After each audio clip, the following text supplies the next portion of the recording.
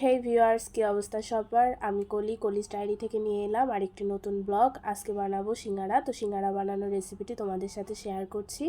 ফার্স্টেই ময়দার মধ্যে দিয়ে দিলাম সামান্য পরিমাণ চিনি, লবণ ও তেল। এরপর ময়দাটা ভালোভাবে কিছুক্ষণ মাখিয়ে নিব।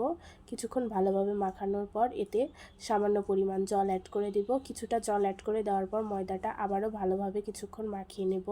কিছুক্ষণ ময়দাটা ভালোভাবে মাখিয়ে আবারও জল অ্যাড করে দিব। এভাবে ময়দাটা মাখাতে মাখাতে যখন পারফেক্ট একটা ডো আকারে চলে আসবে তখন এটাকে কিছুক্ষণ ঢাকা দিয়ে রাখবো। এরপর কড়াইতে সাদা তেল গরম করতে দিয়ে তাতে তেজপাতা, শুকনা মরিচ ফোড়ন দিয়ে দিব জিরা ফোড়ন দিয়ে দিব আগে থেকে কেটে রাখা পেঁয়াজ কুচি। এরপর এগুলোকে ভালোভাবে নেড়ে চেড়ে আগে থেকে কেটে রাখা আলু ও মরিচ দিয়ে ভালোভাবে কিছুক্ষণ নাড়াচাড়া করে দিয়ে দিব স্বাদ মতো লবণ, দিয়ে দিব স্বাদ মতো হলুদ দেওয়া হয়ে গেলে আবারও ভালোভাবে কিছুক্ষণ নাড়াচাড়া করে এতে দিয়ে দিব জিরা বাটা, আদা বাটা, রসুন বাটা দিয়ে ভালোভাবে আবারও কিছুক্ষণ নাড়াচাড়া করে নিব। এভাবে কিছুক্ষণ নাড়াচাড়া করার পর এতে একটু জল অ্যাড করে দিব। জলটা অ্যাড করে দেওয়ার পর আবারও কিছুক্ষণ নাড়াচাড়া করে দারচিনি বাটা অ্যাড করে দিয়ে এটা যখন গ্রেভি হয়ে আসবে তখন নামিয়ে নিব। এরপর ময়দাটাকে লেচি আকারে কেটে নিব এবং লম্বাটে করে বেলে নিব।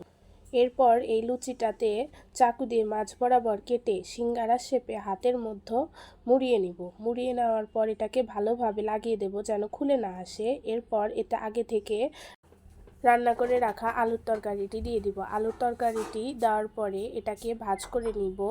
ভাজ করে নিয়ে লাগিয়ে আবারও দুই সাইড থেকে ভাজ করে ভালোভাবে লাগিয়ে নিব। ভালোভাবে লাগিয়ে নিয়ে সিঙ্গারার শেপ দিয়ে রেডি করে রাখবো। এরপর গরম তেলের মধ্যে একে একে সকল সিঙ্গারাগুলো ছেড়ে দিয়ে ভালোভাবে নেড়ে চেড়ে লালচে রঙের হয়ে আসলে এগুলোকে নামিয়ে নিব। তাহলেই তৈরি ঝটপট দোকানের মতো সিঙ্গারার রেসিপি বাড়িতেই।